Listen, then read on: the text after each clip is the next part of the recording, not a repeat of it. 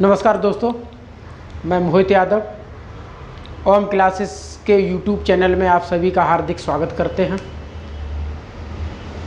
दोस्तों, आप सभी को पता है कि आपका 3rd सेमेस्टर प्रमोट कर दिया गया है। अब आप सभी लोग 4th सेमेस्टर की तैयारी में लग जाइए, जुट जाइए मन से। और मैं वादा करता हूं कि अगर आप हमारे साथ अच्छे से लगे रहेंगे तो गणित में मैं गारंटी के तहत कहता हूं कि आपके नंबर 25 में 25 आएंगे। एक भी नंबर नहीं काटा जा सकता है। बट आप लगे रहिए और हमारे हिसाब से आप पढ़ते रहिए, क्योंकि कोई काम असंभव नहीं है। अगर हम मन से कोई काम करें तो असंभव नहीं है। किसी ने कहा है कि परिंदों को नहीं दी जाती तालीम उड़ानों की, वो खुद ही तय करते मंजिल आसमानों की। रखता है जो हौसला आसमान को छूने का, उसे परवाह नहीं होती कभी गिर जाने की। तो आइए, आज मैं आपके सामने 4th सेमेस्टर का जो 3rd चैप्टर है घन और घनमूल के बारे में। कल मैंने घन के बारे में पूरा बता दिया था। आज मैं घनमूल के बारे में आपको बताएंगे कि घनमूल क्या है, घनमूल को कैसे निकालते हैं, पूरा थ्योरिकल पॉइंट आपको समझाएंगे। और मेरी आप लोगों से एक रिक्वेस्ट भी है कि आप हमारी वीडियो को ज़्यादा से ज़्यादा शेयर करें अपने दोस्तों में, और चैनल को सब्सक्राइब भी करें, ताकि हमें एक मोटिवेशन मिलता रहे और आगे के जो भी टॉपिक है अच्छे से पढ़ाने का मैं भी प्रयास करूं। तो देखिए, आगे मैं समझाता हूं आपको। तो देखिए, घनमूल मैं बताऊंगा। घनमूल की परिभाषा क्या होती है। घनमूल कहते हैं उस संख्या को जब हम किसी संख्या के ऐसे अभाज्य गुणनखंड करते हैं जिन अभाज्य गुणनखंडों के 3-3 समान संख्याओं के समूह बना लेते हैं, और उन समूह को प्रत्येक समूह से एक एक गुणनखंड लेकर के उनका गुणा कर देते हैं, तो हमें वही गुणनफल दी गई संख्या का घनमूल कहलाएगा, घनमूल के रूप में प्राप्त होगी। जैसे, और इसे इस तरीके से, यानी कि इस तरीके से, इस चिन्ह से प्रदर्शित करते हैं। याद रखिए, इसे लिखने का भी थोड़ा ध्यान दो। ऐसे नहीं लिखना, ये जो 3 है वो यहाँ होना चाहिए, इस तरीके से, ठीक है। तो लिखने का भी थोड़ा ध्यान दीजिएगा, तभी क्वेश्चन आप सॉल्व कर सकते हैं। जैसे मैं बताऊंगा आपको कि जैसे मैंने कोई संख्या ले ली 512 है, ठीक है। संख्या हमारे पास है 512। अब 512 को हमें घनमूल निकालना है, तो इसे हम लिख सकते हैं 512 इस तरीके से, ठीक है। अब हम क्या करेंगे, इस संख्या के अभाज्य गुणनखंड करते हैं। 512 के अभाज्य गुणनखंड करिए। 2 से काटो, 2 दूनी 4, 1 बचा, 2 पंचे 10, 1 बचा, 2 छक 12, 2 एकन 2, 2 दूनी 4, 1 बचा, 8 दूनी 16, फिर 2 से काटो, 6 दूनी 12, 4 दूनी 8, 3 दूनी 6, 16 दूनी 32, 8 दूनी 16, 4 दूनी 8, 2 दूनी 4, 2 एकम 2। तो सबसे पहले हमें यह समझ में आना चाहिए कि भैया 512 के जो गुणनखंड मैंने किए हैं वो कितने हैं, 1, 2 और 3 जोड़े में है। तो 2 गुणे 2 गुणे 2, फिर 2 गुणे 2 गुणे 2, फिर 2 गुणे 2 गुणे 2, 1, 2 और 3 जोड़े हमें मिल गए, ठीक है। अब ये 3 जोड़े में से प्रत्येक जोड़े से एक संख्या हम निकाल लेंगे। एक जोड़े से 2, इस वाले जोड़े से, यानी कि इस वाले समूह से 2 और इस वाले समूह से भी 2, तो इनका हम गुणा कर देंगे तो हमें संख्या प्राप्त होगी 8। 2 दूनी 4 और 4 दूनी 8। तो 512 है वो 512 का घनमूल है 8, ठीक है। इस तरीके से निकालने की विधि है। अच्छा, कुछ बेसिक तथ्य भी हैं, कुछ बिंदु हैं, उनके माध्यम से भी हम इसे परिभाषित करेंगे कि घनमूल हम किस तरीके से, किस प्रक्रिया के माध्यम से सॉल्व करते हैं। तो देखो, कुछ मैं घनमूल निकालने के कुछ महत्वपूर्ण तथ्य के बारे में बताऊंगा। जैसे पहला पॉइंट कहता है कि सर्वप्रथम दी हुई संख्या के अभाज्य गुणनखंड ज्ञात करते हैं। तो क्या होता है अभाज्य गुणनखंड, सबसे पहले मैं क्वेश्चन के माध्यम से ही आपको समझाऊंगा। जैसे मेरे पास एक संख्या है 1728, मैंने कोई संख्या ले ली है और इसके हम सबसे पहले क्या करेंगे, अभाज्य गुणनखंड प्राप्त करेंगे। तो ये 5 के पांचों पॉइंट जो है हम इसके माध्यम से समझाऊंगा। जैसे 1728 के अभाज्य गुणनखंड होंगे तो देखिए लास्ट में इकाई अंक इसका कितना है, 8 है।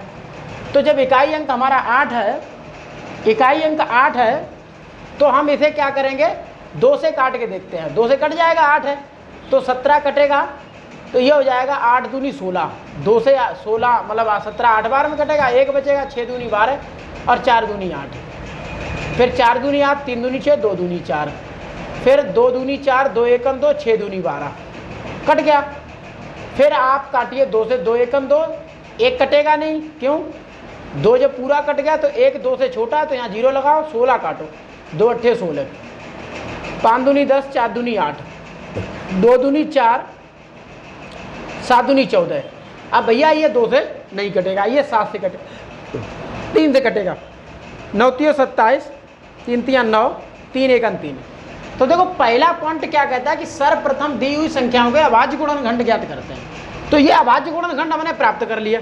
देखिए हमारे पास संख्या थी 1728, हमने गुणनखंड किए 2 गुणे 2, फिर 2, फिर 2 गुणे 2 गुणे 2, फिर 3 गुणे 3 गुणे 3, ठीक है। दूसरा पॉइंट कहता है समान गुणनखंडों के 3-3 के समूह बनाते हैं। तो समान गुणनखंडों के 3-3 समूह, 3-3 के समूह लो बन गए, ठीक है। तीसरा पॉइंट कहता है कि प्रत्येक समूह में से एक एक गुणनखंड लेते हैं। तो प्रत्येक समूह में से एक एक गुणनखंड, तो इस समूह से भाई 2 का ये समूह है, यहाँ से हमने 2 लिया, इससे हमने 2 लिया और इससे क्या लिया, 3। तीसरा भी क्लियर हो गया, बचा चौथा। चौथा कहता है इन गुणनखंडों का आपस में गुणा कर गुणनफल प्राप्त कर लेते हैं। तो इनका आपस में गुणा, 2 दूनी 4 और 4 तियाँ 12, तो ये हमें संख्या प्राप्त हो गई 12। और पांचवा कहता है प्राप्त गुणनखंड ही उस संख्या का घनमूल होगा। तो प्राप्त संख्या हमें क्या, गुणनखंड मतलब इस संख्या का गुणनफल 12 प्राप्त हुआ और 12 ही हमारा 1728 का घनमूल है। तो यानी कि आप लिख सकते हो 1728 का घनमूल जो है वो 12 होगा। तो ये इस तरीके से ये पांचों पॉइंट एक क्वेश्चन के माध्यम से मैंने आपको समझा दिए हैं, ठीक है। तो अब मैं आपको बताऊंगा कि दशमलव संख्याओं के घनमूल कैसे निकालते हैं। तो दशमलव संख्याएं, जैसे कुछ पॉइंट मैंने दे रखे हैं दशमलव संख्याओं के घनमूल निकालना। सबसे पहले क्या करता है, संख्या हमारे सामने है, सर्वप्रथम इन संख्याओं के दशमलव बिंदु हटाते हैं। तो दशमलव बिंदु सबसे पहले हटाने का प्रयास करेंगे। जैसे क्वेश्चन के माध्यम से ही समझाएंगे। एक संख्या हमने ले ली 74.088, ठीक है। तो पहले क्या करेंगे, हम सर्वप्रथम दशमलव बिंदु को हटाने का प्रयास करेंगे। और दशमलव बिंदु हटाने का मतलब है कि दशमलव बिंदु हटाने के लिए दशमलव बिंदु के बाद जितने अंक होते हैं नीचे हर में एक के आगे उतने ही शून्य लगा देते हैं। जैसे दशमलव के बाद कितने अंक हैं, 3, तो दशमलव हटाओ और नीचे जो है 1 बना करके 3 शून्य लगा दो, ठीक है। तो ये हमारी संख्या परमेय संख्या प्राप्त हो गई, ठीक है। अब ये 74,088 आप पढ़ेंगे, नीचे 1000। अब देखो इसका आप अभाज्य गुणनखंड करो, इसका अभाज्य गुणनखंड करो, और दोनों के अभाज्य गुणनखंड करने के बाद 3-3 के आप वही जोड़ा बना लो। जिस तरीके से आपने घनमूल मैंने उससे पहले अभी बताया था, अब वही प्रोसेस इसका आ गया।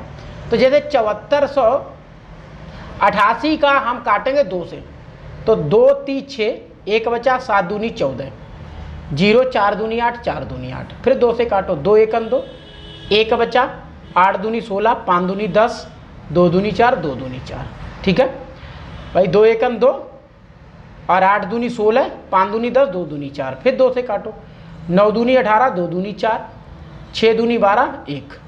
अब ये 2 से नहीं कटेगा, 3 से काट के देखो, 3 3 9, 3 8 24, 3 9 27, 3 से कट जाएगा, 3 3 9, 0 लगा लो, 3 8 24, 2 बचा, 3 7 21, फिर 3 से काटो, 3 1 3, 0, 3 दूनी 6, 3 9 27, फिर 3 से काटो, 3 3 9 और 1 बचा, 3 4 12, 3 3 9। अब ये 7 से कटेगा, 7 चौक 28 और 7 नेम 63, 7 सत्ते 49 और 7 एकन 7। तो यानी कि कहने का मतलब मेरा ये है, अब क्या करो, देखो इसके तो हमने गुणनखंड कर लिए, तो 74,088 के जो गुणनखंड निकल के आए हैं वो 2 गुणे 2 गुणे 2, फिर 3 गुणे 3 गुणे 3, फिर 7 गुणे 7 गुणे 7, ठीक है। और इनके प्रत्येक 3 के समूह से एक एक अंक ले लेंगे। तो इसका 2, इसका 3 और इसका 7 गुणा कर देंगे, 3 दूनी 6, 3 2 3 6, 6 सत्ते 42। तो 42 ऊपर वाली संख्या का घनमूल निकला है। अब हमारे पास है 1000, 1000 के गुणनखंड करेंगे, 2 से काटेंगे, ये यहाँ करके देखते हैं, थोड़ा बड़ा हो जाएगा। 1000 के गुणनखंड करेंगे, 2 से काटेंगे, 2 पंचे 10, 2 जीरो, फिर 2 दूनी 4, 2 पंचे 10, फिर 2, 2 एकम 2, 2 दूनी 4, 2 पंचे 10, अब 5, 25 पंचे 125, 55 25 और 5 एकन 5। तो कहने का मेरा मतलब ये है कि भैया 1000 के जो गुणनखंड थे वो 2 गुणे 2 गुणे 2, 5 गुणे 5 गुणे 5। तो प्रत्येक जोड़े से हम एक संख्या ले लेंगे, ठीक है।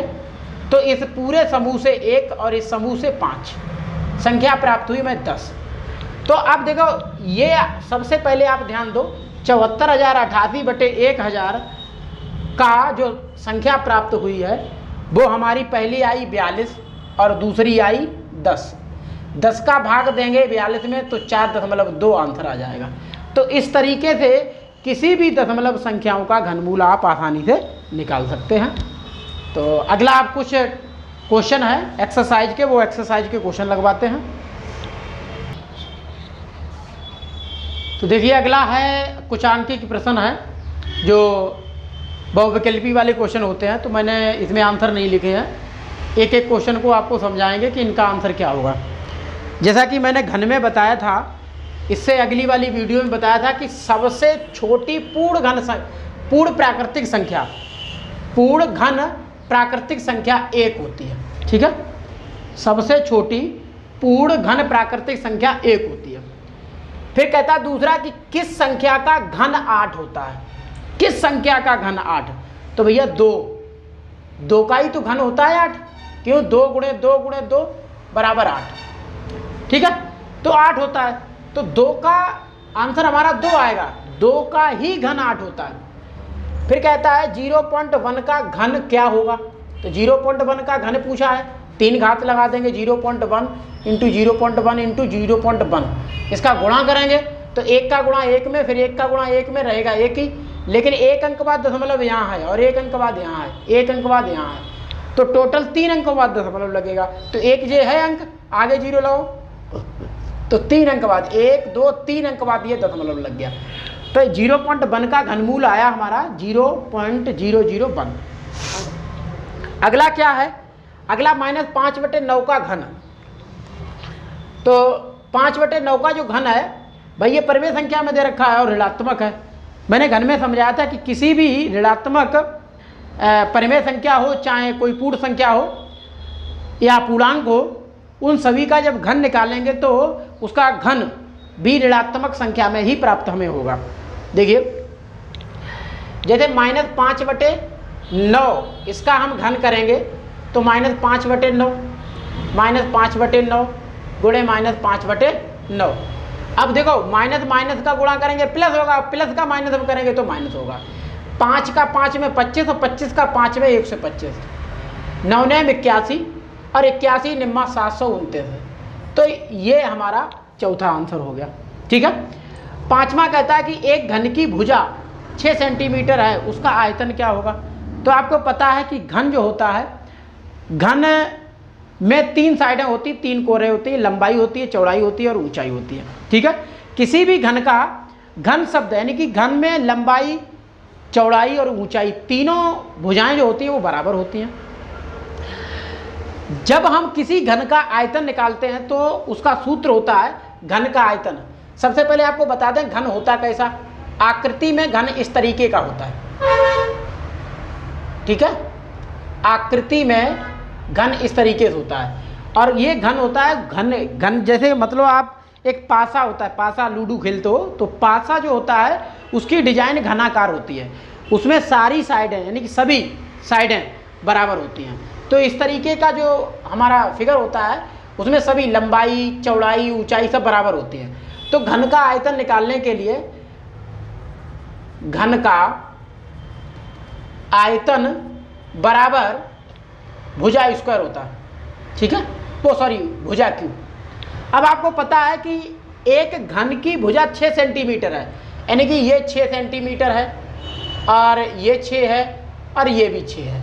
तो जब घन की भुजा 6 सेंटीमीटर है तो 6 का क्यूब हो जाएगा, तो 6 × 36 216 सेंटीमीटर क्यूब, ठीक है। तो ये हमारा आयतन हो गया, ठीक है। तो इस तरीके से घन का आयतन निकाला जाता है। इसी तरीके से अगला क्वेश्चन छठा कहता है कि 0.00001 का घनमूल होगा। तो अभी मैंने समझाया था कि किसी भी दशमलव संख्या का जब हम घन निकालते हैं तो क्या करते हैं, दशमलव पहले हटाते हैं और दशमलव के बाद नीचे बटे हर में 1 लिखने के बाद उतने जीरो लगाते हैं जितने की दशमलव के बाद अंकों की संख्या होती है। तो 1 2 3 4 5 6 है तो 6 जीरो लगा देंगे, ठीक है। तो ये हमें संख्या प्राप्त हुई 1 बटे, क्योंकि 1 के आगे अब जीरो है, जीरो लिखने की कोई ज़रूरत नहीं है, तो ये आपका हो जाएगा, ये संख्या हमें प्राप्त हो गई। अब इसका जब हम घनमूल निकालेंगे तो 3 3 का जोड़ा बनाते हैं, तो ये समझ लो एक जोड़े का जीरो, ऐसी संख्या है तो बहुत आसान होता है निकालना। तो एक जोड़े से मतलब एक 3 के समूह से 1 बना के 1, क्योंकि 1 का एक ही घनमूल रहता है और 3 पर 1 जीरो, फिर ये 3 पर 1 जीरो, तो बराबर हो गया। जब 100 का भाग 1 में दोगे 0.01, ये आंसर हो जाएगा। तो इस तरीके से छठे का भी आपका आंसर हो गया। और इसे समझ लें, नोट कर लें या स्क्रीनशॉट ले लें। अगला क्वेश्चन है सातवां क्वेश्चन समझ लें। देखो सातवां क्वेश्चन कहता है, सातवां क्वेश्चन है कहता है माइनस करड़ी में 3 माइनस 27।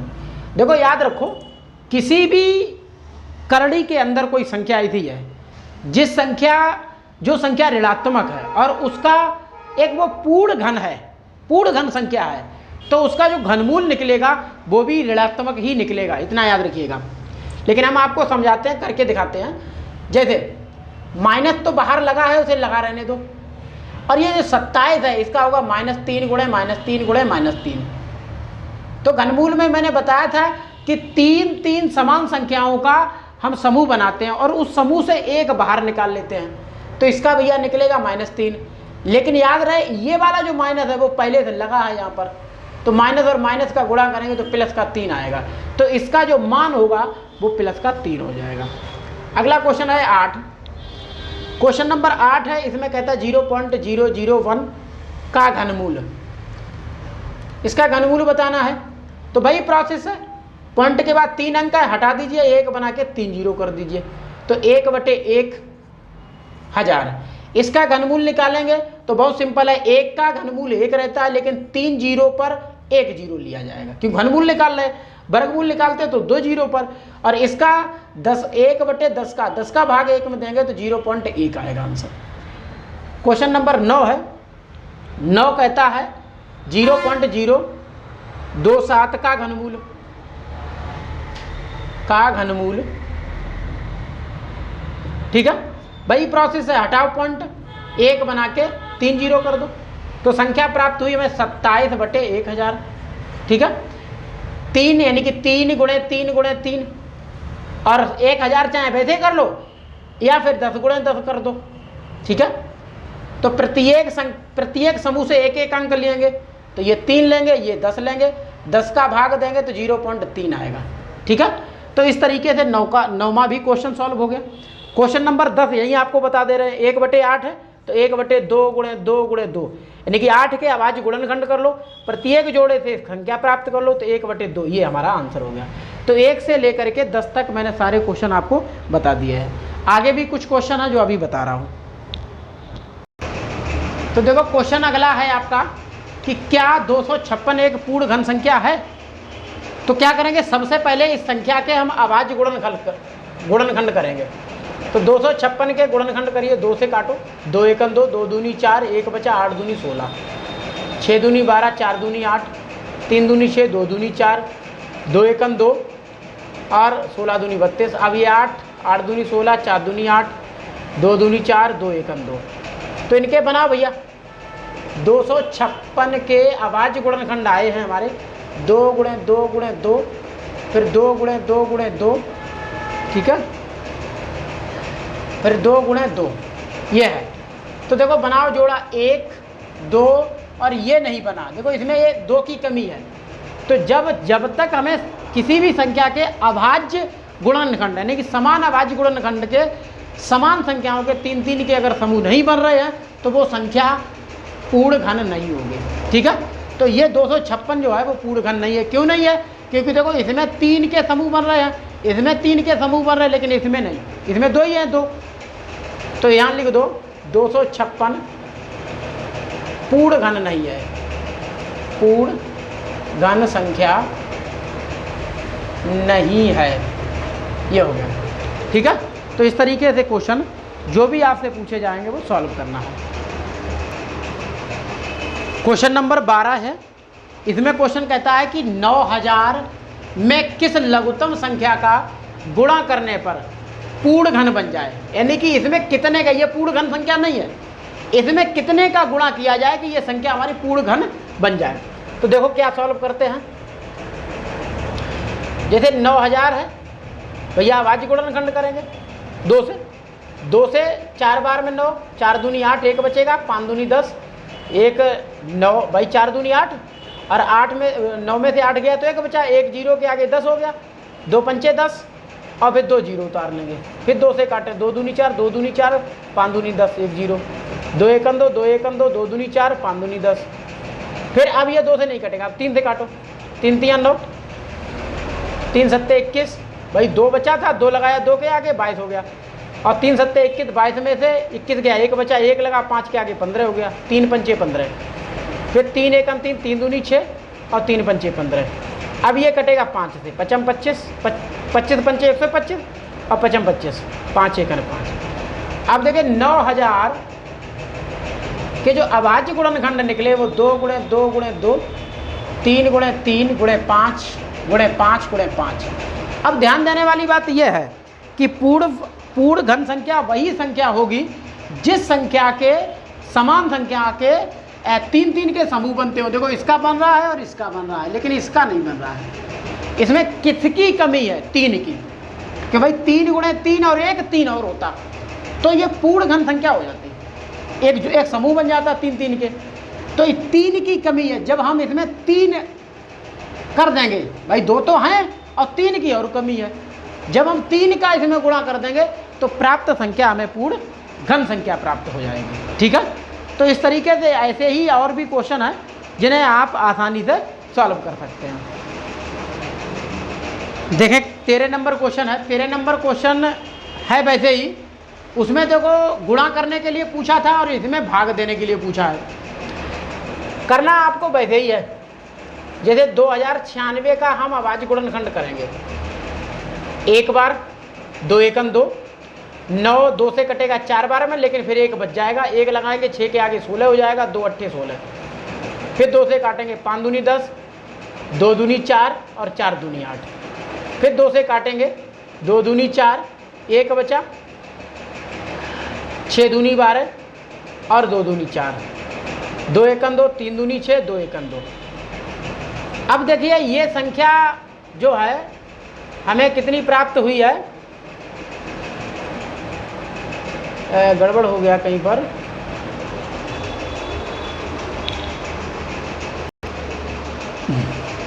तो देखो इसके अभाज्य गुणनखंड हमने कर लिए। 131 तो अभाज्य संख्या है, तो आप क्या करेंगे 2096 के अभाज्य गुणनखंड 2 गुणे 2 गुणे 2 गुणे 2 गुणे 131, ठीक है।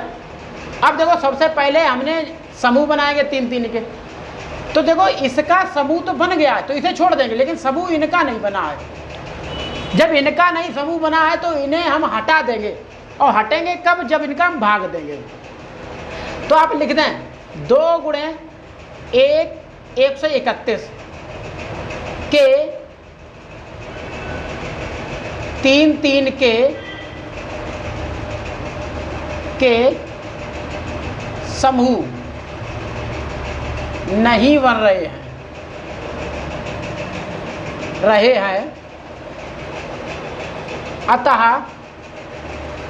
2 गुणे 131 बराबर 262 का भाग 296 में देने पर प्राप्त